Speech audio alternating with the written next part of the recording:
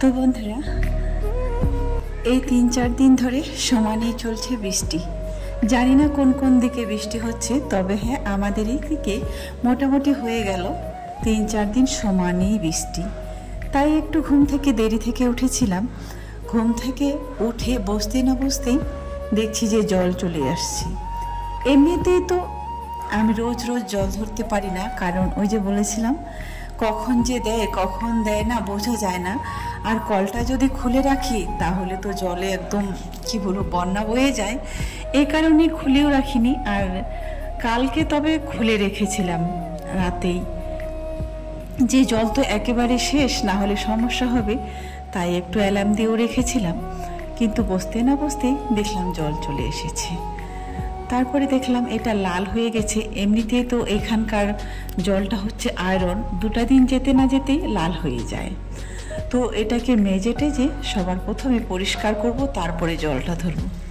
বিশ্বাস করো, মাঝামাঝি করতে একটু লেট হয়ে গেছিলো বলে জলটাও আর পরিপূর্ণভাবে ধরতে পারিনি। অর্ধেকটা ট্যাঙ্কি ভর্তি হয়েছে, তারপরে এই জলটাই চলে গেল। আসলে এটা এতবার পরিষ্কার করতে হয়, আবার মাজা ঘষা করতে করতে অনেকটা সময় লেগে যায়। তারপরে জলটা আবার ফিল্টার হয় না, এটাকে আবার করতে হয়, সিরিঞ্জটা দিয়ে আবার করতে হয়, ওয়াশ করতে হয়। না হলে কিন্তু 2 দিন পর পরে এই জলটা বন্ধ হয়ে যায় এখানে। এটাতে আর একটা জ্বালা। যে কোনো খুব ভালো কিছু নিতে গেলে কষ্ট করতে হয়, এটা যেমন সত্যি সত্যি এটাতেও আবার এত কষ্ট একটু ভালো খাওয়ার জন্য। আর ওই আয়রন জলটা খেলে পেটের অনেক রকমের সমস্যা হচ্ছিল। তো যাই হোক, বৃষ্টি তো সমানে হয়েই যাচ্ছে, কি আর করব। আজকে একটু দেরিতেই রান্না বান্না করলাম, কারণ আজকে স্কুল যাবে না, একটুকুর জন্য বৃষ্টি বন্ধ হয়নি। তাই বললাম একটু রান্না বান্না দেরিতেই করব। তো এই যে সেদিন যে এনেছিলাম পুঁইশাক ডাঁটা আর কি বলতো পুঁইশাক কচু এই সব এনেছিলাম। তো আজকে ভাবলাম এই কচু আর পুঁইশাক দিয়ে রান্না করা যাক একটা ঘন্ট। ওল তো আছেই, ওলটা ভাতে দিব। তো আসলে এই ঘন কি বর্ষার সময় আর বৃষ্টির দিনে সবাই চায় একটু বাচ্চাগুলোকে নিয়ে, একটু ফ্যামিলি নিয়ে একটু ঘরে বসে থাকি, বাচ্চা নিয়ে সময়টা কাটাই। আসলে কি বলতো, সেটাও কিন্তু যেই মা একাই থাকে, যেই মাকে ইনকাম করে সংসারের রোজগার করতে হয় আর সংসার চালাতে হয়, সে মাটাই জানে যে টাইম কাটানো বাচ্চাদের সঙ্গে কতটা কষ্টকর। মন সব মায়েদের চায় আজকে আমি বাচ্চাগুলোকে নিয়ে বসে থাকি কিংবা সময় কাটাই। তারপরে কি বলতো, আজকে আবার রান্না করতে করতে তেল শেষ হয়ে গেছে। কোনো রকমে মাছটা ভেজেছি, আর একটু ছিল তরকারিটাতে দেওয়ার মতো। তারপরে ভাবলাম অল্প তেলে এই কুদরিটা ভেজে নিলাম, আর ওইটুকু তেল রেখে দিলাম এই তরকারি রান্না করার জন্য। তো আজকে তো এই বৃষ্টির দিনে কোথাও বের হওয়া যাবে না, যাওয়াও যাবে না, কিন্তু আজকের দিনটা যাই হোক কোনো রকমে ওইভাবে চালিয়ে নিতে হবে, বিনা তেলেই রান্না করতে হবে। আর কি করা যাবে, চলো। ভাতটাও দেখি ফুটে গেছে, আর তরকারিটা ভাবছিলাম যে প্রথমে কড়াইটাতে দেব, ঢাকনা সেরকম না হলে সেদ্ধ হবে না। দুধটাও দিয়ে চলে গেল। তারপরে দিলাম এই ছোট্ট হাঁড়িটাতে, তারপরেও ভাবলাম তাড়াতাড়ি সিদ্ধ হবে না। বিশ্বাস করো, এই তরকারিটা আজকে রান্না করতে গিয়ে 3টা হাঁড়ি বদল করেছি। তারপরে সর্বশেষ দিয়েছিলাম প্রেশার কুকারে। ভাবলাম ওইখানে 2টো সিটি দিলেই কিন্তু কচুটা একদম সিদ্ধ হয়ে একদম নরম হয়ে গলে যাবে, তাই হয়েছিল। কড়াইতে দিলে কিন্তু গ্যাসও নষ্ট হতো অনেকটা, তাড়াতাড়ি হতো না। আজকে যেহেতু রান্নাবান্না করতে দেরি হয়ে গেছে, ওরাও খিদেতে ছটফট করছিল, কারণ স্কুল গেলে তো 10টায় খেয়ে নেয়। যেহেতু বাড়িতে আছে একটু দেরিতেই হলো। আর মুড়িও খাইনি আজকে, বলছে একবারই ভাত খাবো আর মুড়ি খাবো না। তো সেই জন্য বিশেষ করে 2টা সিটি মনে হয় দিয়েছিল, ওরা 3টা মনে পড়ছে না। তো যাই হোক, তাড়াতাড়ি রান্নাটা হয়ে গেল, আর সিদ্ধ হলো, গ্যাসও কম খরচা হলো। এই যে দেখো বাইরের অবস্থা, তারপরেও কিন্তু বৃষ্টি কোনোভাবেই কমেনি। ভাবলাম আজকে যদি জোর করে তাদের পাঠালাম, যদি পাঠিয়ে দিতাম তাহলে আমাকে সারা দিন সেই একই টেনশনে থাকতে হতো, কি করে আসবে, কখন আসবে, এই বর্ষায় বৃষ্টিতে ভিজে ভিজে আসবে, আর ওই নিয়ে আমারও একটা টেনশন থাকবে। কিন্তু বিশ্বাস করো, সারাটা দিন এইভাবেই কেটে গেল। একটুকু মানে এই ভেজা কাপড় যে দুদিন ধরে জমা হয়ে আছে সেটা যে কিভাবে শুকাতে দেব সেটাই ভাবছি। দুদিনের ভেজা হয়ে গেল কাপড়, সেই জমানোই আছে, কিন্তু শুকাতে পারিনি। আর রাত্রেবেলায় যদি আমি ওই পাখাতে দেই, আর কটা দিন ধরে তো ঠান্ডাও হচ্ছে, মোটামুটি ভালোই, কারণ সারা রাত পাখাটাও চালানো যায়নি। একটু চালালে পরে আবার একটু পর পর বন্ধ করে দিতে হয়।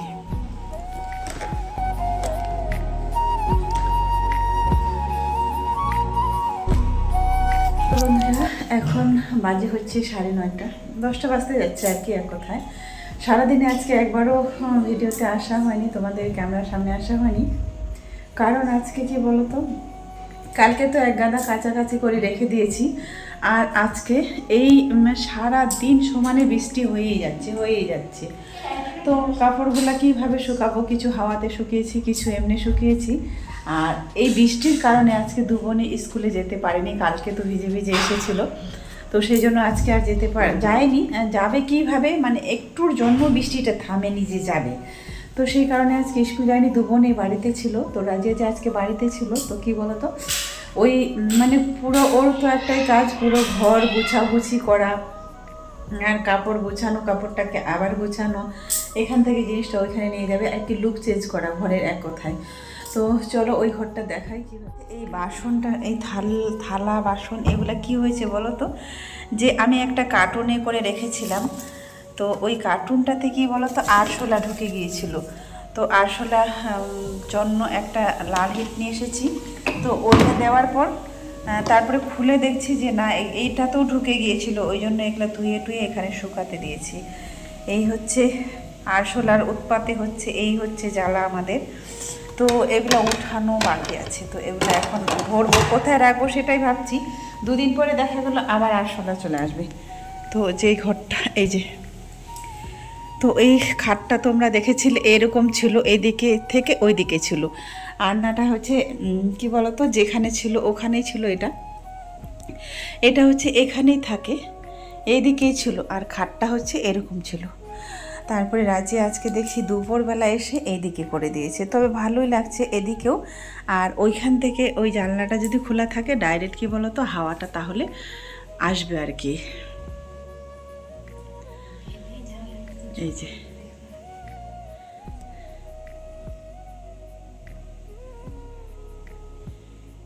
চলো, ও বাড়িতে থাকলে আর কি সমস্ত গুছাগুছি করে। আর এই যে টেবিলটা রোজ গুছায়, যদিও আজকে গুছিয়েছে। তো একজনকে কমেন্ট করেছিলে যে তোমার হচ্ছে এই ফ্ল্যাটের হচ্ছে নতুন ফ্ল্যাটের হচ্ছে হোম ট্যুর দিবে, তো দেখা যাক কবে দেই। আর এই টেবিলটা হচ্ছে, টেবিল তো ছিল না, এটাতে আমি তো রান্না করতাম যখন ওই মিঠু মসজিদের ওখানে ছিলাম। এই টেবিলটাতে আমি রান্না করতাম বলে এই টেবিলটার উপরে এই যে এটা বসানো হয়েছিল, না হলে কিন্তু রান্নার টেবিল তো ওরকম হয় না। এটা হচ্ছে একটা শাড়ির পিস, মানে ব্লাউজের। তো যখন আমি ওগুলো সেলাই করতে গেলে ডবল টাকা লেগে যায়, তো না বানিয়ে আমি কি করি, আর রাজিয়া রেখে দিই। আর রাজিয়া তখন এই যে, যেহেতু ওই ঘরটায় হচ্ছে রান্নাঘর ছিল না, ওই জন্য আমি কি করি, এই টেবিলটা কেনা হয়েছিল। আর এখানে তো কিচেন আছেই, চলো এটাই করেছে আজকে। ও আজকে সারা দিনে এই ঘরের লুকটা একেবারে চেঞ্জ করে দিয়েছে। আসলে কি বলতো, ঘরের জিনিস যদি এদিক থেকে সেদিক, ওদিক থেকে নেওয়া যায়, এটাই একটা ভালো লাগে, মনে হচ্ছে সব কিছু যেন নতুন নতুন লাগছে, কিংবা ঘরটাই মনে হয় চেঞ্জ হয়ে গেছে, পাল্টে গেছে, এরকম লাগে আর কি।